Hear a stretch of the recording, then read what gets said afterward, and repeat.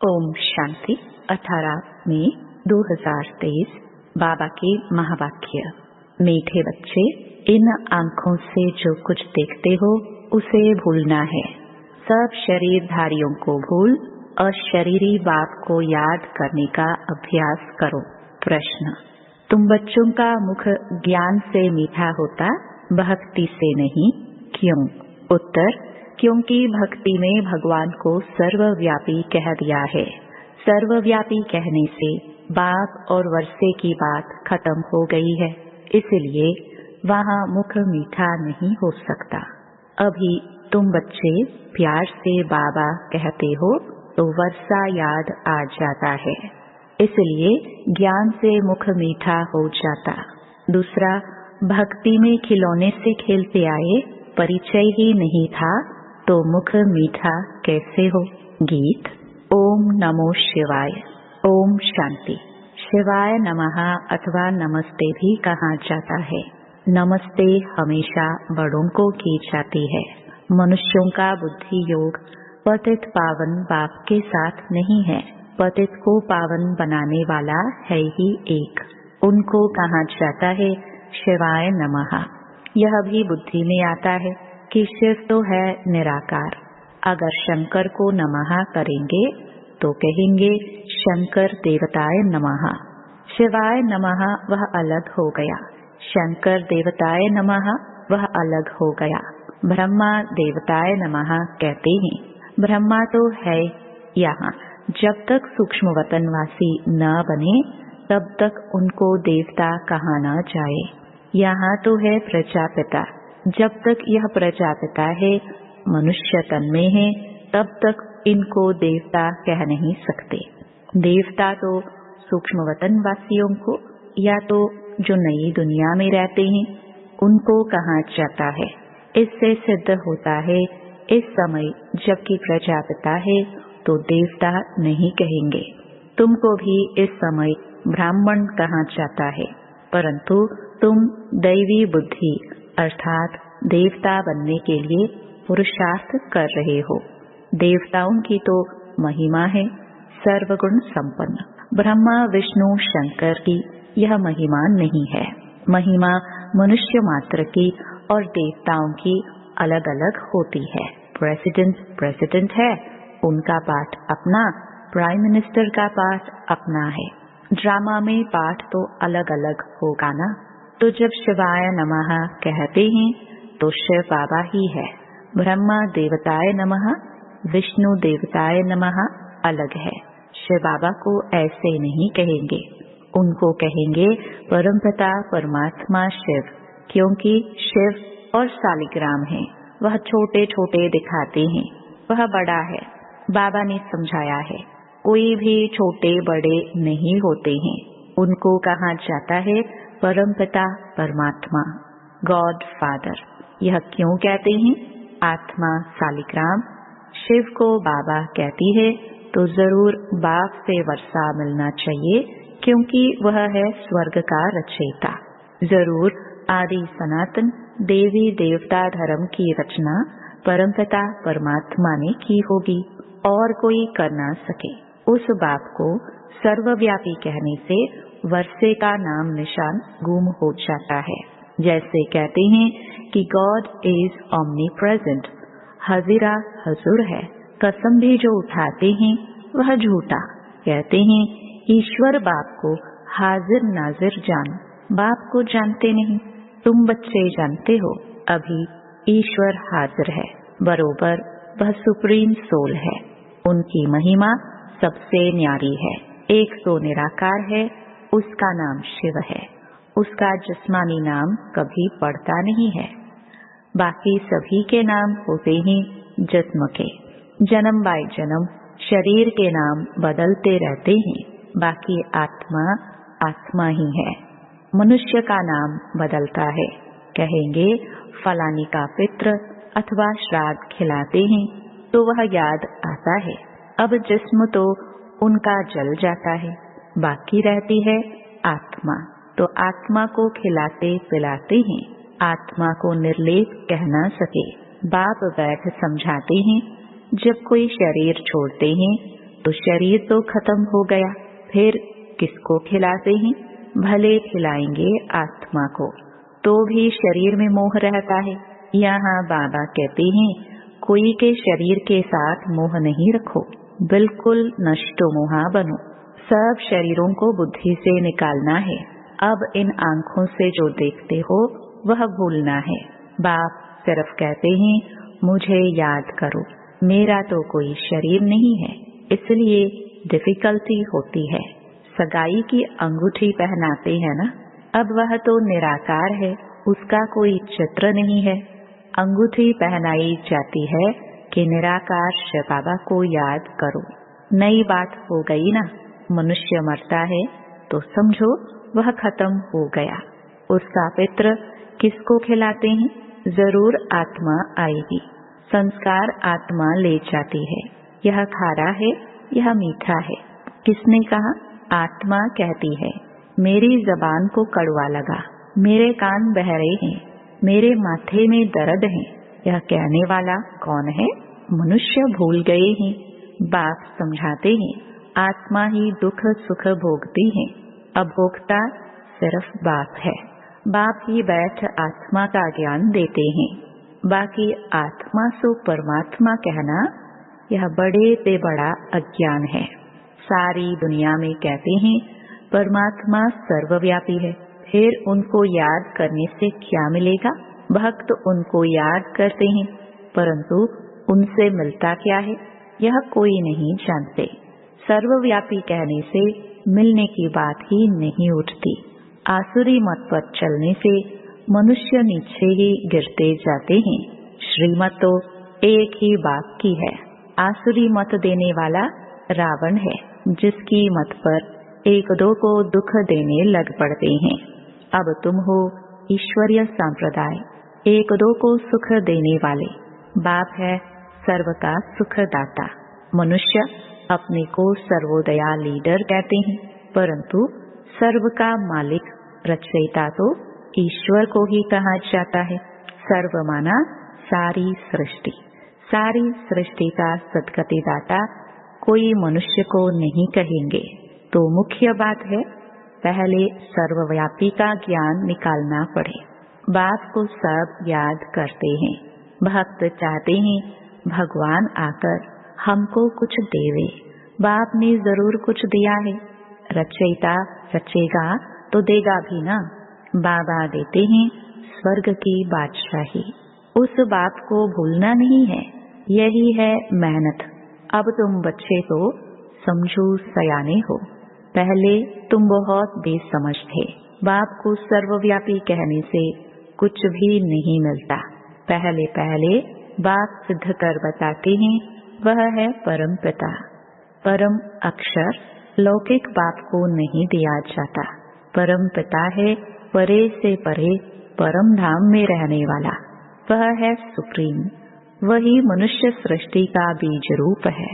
बाप बीज है ना, स्त्री को एडॉप्ट कर फिर रचना रचते हैं। शिव बाबा कहते हैं मैं भी इनको एडॉप्ट करता हूँ। वह है कुख वंशावली और यह है मुख वंशावली। यह ब्रह्मा मेरी स्त्री है, परंतु चोला तो पुरुष का है। मैं इनको एडॉप्ट करता हूँ, इनके मुख से तुमको जन्म देता हूँ। शिव बाबा के बच्चे तो हैं, परंतु शिव बाबा ने ब्रह्मा द्वारा नया जन्म दिया है। कहते हो तुम माता पिता, वह तो निराकार है। माता कैसे हो सकती? इसमें बहुत सूक्ष्म समझने की बुद्धि चाहिए। बाप को कहा है रचयिता, तो वह क्रिएट कैसे करे? जगदम्बा सरस्वती जिसको कहते हैं वह तो ब्रह्मा की बेटी मुख वंशावली गाई जाती है। अब माता उनको कहे या इनको, असल रियलिटी में यह साकार ब्रह्मा माता है, परंतु पुरुष तन है तो माताओं की चार्ज में इनको कैसे रखा जाए? इसलिए फिर जगदम्बा निमित्त बनी हुई है। बाप कहते हैं मैं इनमें प्रवेश कर इनको एडॉप्ट करता हूँ। फिर तुम कहते हो हम ब्रह्मा द्वारा ईश्वर के बच्चे बने हैं, ईश्वर हमारा दादा है। यह बातें शास्त्रों में है नहीं। यह सब है भक्ति मार्ग के खिलौने। खिलौनों से मनुष्य का मुख मीठा नहीं होता। यहाँ तो टेम्पटेशन है बाप से वर्षा मिलने की। सर्वव्यापी कहने से किसका मुख भी मीठा नहीं होता है। सारी दुनिया में यह सर्वव्यापी का ही ज्ञान है। इस समय जो बच्चे हैं उन्हों की ही बुद्धि में हमारी याद है, तो उन्होंने फिर लिख दिया है मैं सर्वव्यापी हूँ। सभी मनुष्य मुझे याद करते हैं परंतु जानते नहीं हैं। तो अर्थ का कितना फर्क कर दिया है। रस्सी को सांप बना दिया है। अब बाप कहते हैं मेरे को याद करो और कोई को नहीं। इसका मतलब यह नहीं है कि मैं सर्वव्यापी हूँ। तुम जानते हो हमारी आत्मा बाबा को याद करती है, तो सर्वव्यापी अक्षर में फर्क हो गया। यह भी ड्रामा की भावी है, फिर भी ऐसे ही होगा, होना ही है। इस समय जो एक्ट चली, शूट हुआ, उसको ड्रामा कहेंगे। अनादि बना बनाया ड्रामा है, इसमें कोई फर्क नहीं पड़ सकता। यह चित्र आदि सब ड्रामानुसार बच्चों द्वारा बनवाए गए हैं। यह खुद कहते हैं मैं कुछ नहीं जानता था। अब बाप ने दिव्य दृष्टि दी है। दिव्य दृष्टि दाता तो वह है ना। नए नए चित्र बनवाते रहते हैं। एक बार बनाया फिर पॉइंट निकलती है तो करेक्ट करना पड़ता है। ब्रह्मा के आगे प्रजापिता अक्षर जरूर लिखना पड़े, नहीं तो मनुष्य समझते नहीं। कहते हैं ब्रह्मा मुख वंशावली तो औलाद हुए ना। ब्रह्मा की औलाद तो ब्राह्मण हुए ना। तुम बच्चे जानते हो प्रैक्टिकल में हम ब्रह्मा की औलाद शिव के पोत्रे हैं। पहली बात है ही बाप और वर्षे की, जिससे मुख भी मीठा हो। बाप स्वर्ग का रचयिता है तो जरूर वर्षा मिलना चाहिए। कोई नहीं लेते हैं तो समझो हमारे दैवी धर्म के नहीं है। आकर समझेंगे वही जो देवी देवता पद पाने वाले होंगे।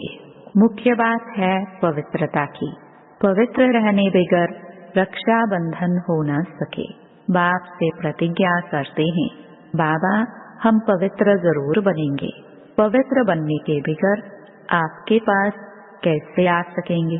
जरूर श्रीमत पर ही श्रेष्ठ बनेंगे। सतयुग में तो नहीं बनेंगे, जरूर कलयुग में बने होंगे। कलयुग अंत सतयुग आदि का संगम होगा, अर्थात संगम पर ही बाप आकर बच्चों को स्वर्ग का वर्षा देते हैं। भारत का नाम बहुत बाला है। भारत ही सचखंड और झूठ खंड बनता है, और खंड गोल्डन एज में नहीं होंगे। दूसरे सभी खंड विनाशी हैं। यह है अविनाशी खंड, क्योंकि अविनाशी बाबा फिर से आए हैं। धर्म स्थापना की एक्टिविटी जो हुई है कल्प बाद फिर वही चलेगी। बाप कितना वर्षा देते हैं। मोस्ट बिलवड बाप है। गृहस्थ व्यवहार में रहते हुए तुम प्रवृत्ति मार्ग वालों को पवित्र जरूर बनना है। सन्यासियों का निवृत्ति मार्ग वालों का धर्म ही अलग है। वैसे और अलग अलग अनेक धर्म हैं। वह स्वर्ग में नहीं आएंगे। जो हमारे धर्म के और धर्मों में मिल गए हैं वही निकलेंगे। अब तुमको कितना ज्ञान मिला है। तुम्हारा तीसरा नेत्र खुला है। त्रिकालदर्शी तुम बन रहे हो। सिवाय तुम ब्राह्मणों के और कोई भी मनुष्य मात्र त्रिकालदर्शी नहीं होते। देवताएं भी त्रिकालदर्शी नहीं हैं। बाप कहते हैं तुमको तीसरा नेत्र दे सज्जा बनाता हूँ। तुम बच्चे जानते हो हमारा अब तीसरा नेत्र खुल रहा है। जैसे बाप में सारे सृष्टि के आदि मध्य अंत का ज्ञान है, वैसे हम जो उनके बच्चे हैं हमको भी बाबा द्वारा ज्ञान मिला है। गोया हम मास्टर ज्ञान सागर बन रहे हैं, और किसको मास्टर ज्ञान सागर नहीं कहेंगे, परंतु तुमको भी ज्ञान सागर नहीं कहेंगे। तुम ज्ञान नदिया हो। बाकी ऐसे नहीं अर्जुन ने तीर मारा और गंगा निकल आई, न ही गऊ के मुख से पानी निकल आता है। वहाँ गंगा कहाँ से आएगी? कहाँ तुम दो भुजा वाले, कहाँ वह जगदम्बा को चार चे भुजा दे देते हैं। तुम बच्चों को बहुत कुछ समझाना है। कई बच्चे कहते हैं कि बाबा की याद नहीं रहती है, अपने को आत्मा नहीं समझते, घड़ी घड़ी भूल जाते हैं। बाप को याद नहीं करेंगे तो वर्षा कैसे मिलेगा? बाबा कहते हैं निरंतर मुझे याद करो तो उसी योग बल से तुम्हारे विकर्म विनाश होंगे। याद नहीं करेंगे तो मम्मा बाबा के तख्त नशीन कैसे बनेंगे? उनको कपूत कहाँ जाएगा?